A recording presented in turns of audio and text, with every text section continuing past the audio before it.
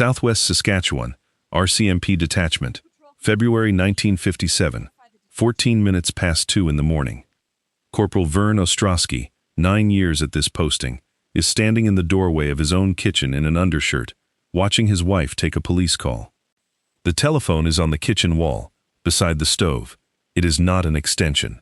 It is the telephone, the only one in the building, and the building is the police station for roughly 900 square miles of grid road and farmland. Elsa Ostrowski has the receiver against her shoulder. She is writing on a pad braced against the wallboard. A name, a township, a section number, the time. She has done this often enough that the pencil hangs on a string beside the phone, and the pad is never anywhere else. Ostrowski is dressed and moving in 4 minutes. Greatcoat, fur cap, overshoes in the back porch, the sedan in the yard behind the house with chains already on it. He does not ask her where the farm is. He knows where the farm is. He asks her who answered. That question, not the address, not the nature of the complaint, but which member of that household picked up the telephone, is the subject of this video. It tells you that the operational information in this detachment did not come through the door marked office. It came through a kitchen, and it arrived already interpreted by someone the Royal Canadian Mounted Police did not employ, did not pay, and did not carry on any strength return. So why was the only telephone in an entire policing district hanging on a kitchen wall, and what did the force get in exchange for putting it there? Because the detachment was not a building the officer went to, it was the building he lived in. Step back for a moment to the structure. Beginning with Saskatchewan in 1928, the RCMP began taking over provincial policing under contract. Alberta, Manitoba, Nova Scotia, New Brunswick, and Prince Edward Island in 1932, then British Columbia and Newfoundland and Labrador in 1950. Within roughly 20 years, the force became responsible for policing several hundred small towns that had never had a police station of any kind. The answer was one building. Office at the front with a counter and a typewriter. 2 cells off a short concrete corridor. Living quarters for the member and his family behind and above. Attached quarters were not an eccentricity of poor postings. They were the standard construction pattern for small detachments, and they remained standard into the 1980s. At the far end of the country, the RCMP post at Alexandra Fjord on Ellesmere Island followed the same logic. One main building holding the living quarters, the kitchen, and the office. The arithmetic is what matters. A 2-member detachment covering 900 square miles cannot staff 24 hours. But a 2-member detachment, where one member sleeps 40 feet from the telephone, can answer 24 hours. The force purchased continuous coverage and paid for 2 salaries. Somebody was providing the difference. Who? Before we continue, if this kind of documentation is what you have been looking for, consider subscribing. Every video on this channel goes into one specific element of Canadian patrol between 1900 and 1980. The vehicle, the posting, the territory knowledge that years in one place built in the officer who covered the same ground in 4 seasons, and the communities those officers served, in the full complexity of what that service meant in this era. Not Mountie mythology. The documented operational and human reality of patrol in a country whose geography required its officers to know their territory the way no centralized system has ever been asked to know it. What did living inside the police station give this family that no call center 300 miles away has ever been designed to hold? And if you served in this era, or your family did, put it in the comments. If you grew up in a detachment house, or your mother ran one, who answered the phone when your father was out, and what did she have to know before she picked it up? Next, the winter grid road past the last telephone pole, and what a constable had to have in his head before he left the detachment yard. Back on the road. Inside the force she had a name. They called her the second man. The term is not folklore. It appears in the RCMP's own historical account of women in the organization, and the duties attached to it are documented in detail. She answered the detachment telephone and the detachment radio. She recorded complaints and handled the paperwork. She guarded prisoners and searched female prisoners, because there were no female officers to do it. She cooked prisoner meals. She cleaned the office and the cell corridor. She was frequently the only immediate first aid in a district with no resident doctor. And when a senior officer, a traveling judge, a doctor or a nurse came through, The detachment house was the hotel, and she was the staff. None of it was paid. None of it carried rank, and none of it carried a service number. A retired chief superintendent later put it plainly. She had no official status, and she was a full-fledged member of the detachment. The Canadian Encyclopedia records the same arrangement running back to the Northwest Mounted Police in the 1890s. The recognition ran considerably later. Not until the 2010s did the RCMP begin presenting a Second Man Award. 468 women across the country, in one round of ceremonies, most of them by then in their 70s and 80s. That is the duty list. But a duty list describes tasks. What did the job actually require her to know? Start with the telephone itself, because it was not a police instrument. It was a rural party line, a shared circuit with a card of ring codes tacked to the wall beside it. 2 long and a short was one farm. 1 long and 2 short was another. Before Elsa Ostrowski lifted the receiver at 2 in the morning, the ring pattern had already told her which quarter of the district was calling. Then the voice. 9 years in one town is 9 years of hearing the same 400 people speak, at the store, at the hall supper, at the rink, and across that counter. She knew which callers understated and which overstated. She knew which household had a telephone in the kitchen and which had one in a cold hallway, so that a caller speaking quietly was not necessarily frightened, only cold. She knew who in that house would normally answer, and therefore what it meant when somebody else did. And she knew the map, because the map hung in the office 12 feet from the stove. A caller who could not give a legal land description could give a landmark, and she could convert it. Anyone who lived in one of these houses will tell you the detail that never appears in the records. There was one bell. The office telephone and the kitchen telephone were the same telephone, so the family heard every call the district ever made, at every hour, for as long as the posting lasted, all of which had a measurable effect on the road. What was it?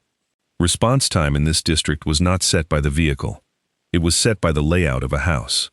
Consider the alternative that did not exist. There was no dispatcher. The RCMP's first radio transmitter had gone into service in Winnipeg in 1940, and two-way radio was reaching detachments through the 1950s, but radio in this territory was a line-of-sight proposition across a landscape of low hills and long distances. The telephone line itself ran out. The poles followed the main grid roads and stopped at section corners. And past that point there was no way to reach the detachment, and no way for the detachment to reach the car. So the operational chain was short and entirely local. A farm telephone rang a house. A woman in that house identified the caller, located the place, and assessed the urgency. 40 feet away, an officer with 9 years on the territory was already awake, because the bell was in his kitchen. Time from call to officer in motion, 4 minutes. Not because anyone was heroic, because the bed and the telephone and the vehicle were inside the same property line. That was the operational value the force was purchasing when it built quarters into the detachment. It bought a permanently staffed communications node in every small town in the country, and it bought it at the price of a wood frame addition. The institution counted the addition. It did not count what living inside that arrangement cost the people doing it. What did it cost them? 2 children sleeping in an upstairs bedroom of a detachment house are sleeping above a police office. The floor registers that carried heat upward carried sound with it. What was said at that desk at 11 at night, an accident, a death message, a domestic complaint, a man in distress, was audible in a child's bedroom. Prisoners were held in cells sharing a wall with the kitchen. The meals came off the family stove. Some nights a mother carried a tray past her own children to a man in custody, and then went back and finished supper. There was no door that closed. A knock at the front step at any hour was police business by definition, and the person answering it might be a woman alone with 2 small children, and no radio, no vehicle, and no way of knowing where her husband was, because he had left the range of everything an hour ago. And when the force sent someone through, an inspector, a magistrate on circuit, a doctor, the family gave up beds, and she cooked for them. The documented accounts are consistent on this point across the country.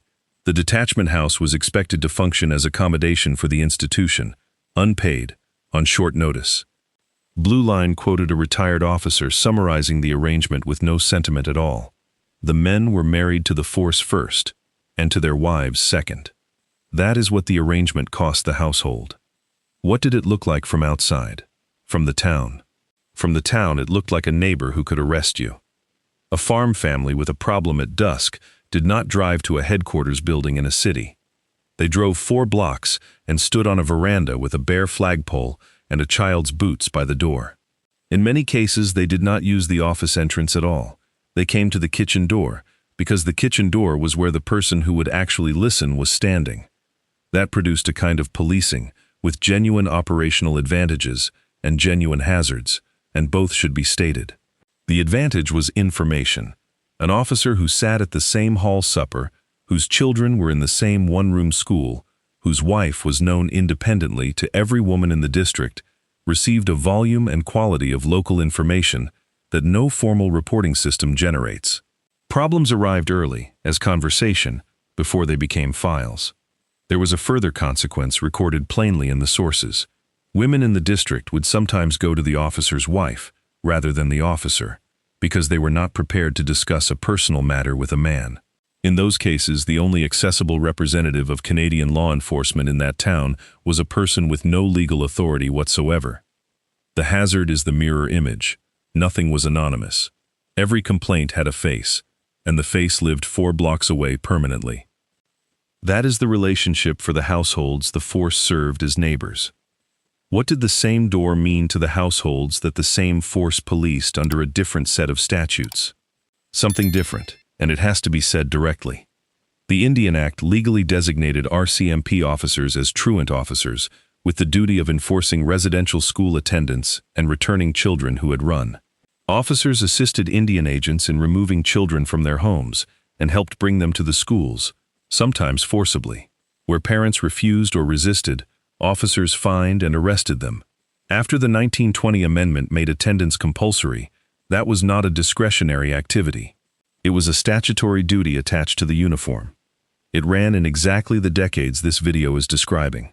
In the same 1950s, the RCMP, acting for the Department of Resources and Development, moved Inuit families from Inukjuak in northern Quebec and from Midimatalik, Pond Inlet, to the high Arctic islands. In the same era, Inuit men whose land knowledge the northern detachments depended on completely were carried on the strength as special constables, a separate rank and a lesser one. So the detachment house has 2 accurate descriptions at once, and neither cancels the other. For one set of families, it was the building you walked to at dusk because somebody there would help you. For another set of families, it was the building the children were taken from, and the reason many households learned early to keep the police at a distance and to call no one at all. The same door, the same corporal, the same kitchen telephone. That was the arrangement. What happened to it? It was replaced, in stages, by systems that were better at almost everything it did. Winnipeg had run a 999 emergency number as early as 1959. Canada adopted 911 as the common emergency number in 1972, though it was not actually switched on until 1974, in London, Ontario, and it spread from there. On the 1st of July 1972, Commissioner Higgett sent the message that brought the Canadian Police Information Centre online, a national policing computer, reachable from a terminal, holding what had previously lived in a drawer in a detachment hallway. Dispatch moved to consoles staffed around the clock by trained people whose entire job was answering. Radio coverage improved to the point where a car on a grid road could be reached. New detachments were built as detachments. Brick, flat roof, parking apron, no veranda, no clothesline, no bedroom above the office. Postings shortened. An officer became transferable, which is efficient, and which means nobody accumulates 9 years of one territory again. And in September 1974, 31 or 32 women, the sources differ, and the force's own announcement came earlier that spring, were sworn in at Depot as the first female regular members. From that point, the searching of female prisoners was a police function performed by police officers, which is where it should always have been. All of that was an improvement. Nearly every part of it was overdue. What did the new system not inherit? Through the 1970s and into the 1980s, the attached living quarters came out of the plans. The last of the old wood-frame detachment houses were sold, boarded, or turned into somebody's residence, with a bracket over the door, where a sign used to be. What the change gave the institution: professional 24-hour dispatch, national records available in seconds, radio coverage that reached the car, trained officers on call instead of an unpaid civilian in a housecoat, and an end to the practice of running a police station out of a family's kitchen with the family's labor and none of the family's consent. What it did not give the territory: the 4 minutes. And the thing behind the 4 minutes: a person who heard 2 longs and a short and knew which farm, who heard a voice and knew which member of the household it was not, and who could hand an officer 3 pieces of information before he had his coat on. The new system got there. It gets there reliably now, in every weather, everywhere in the country. It did not know the thing that Kitchen knew. Nobody asked what that thing was before the last box went into the car. The awards came 40 years later, to women in their 80s, for work the force had never written down while it was happening. The road is still there. It still drifts at the same section corner in a northwest wind. The knowledge is somewhere else now. If this channel is going to keep documenting what Canadian patrol officers knew about their territories and what it cost the institution when that knowledge left, subscribe. There are more roads, more detachments, more crossings, more calls with 3 pieces of information the dispatch did not contain, and none of it was ever asked to write itself down.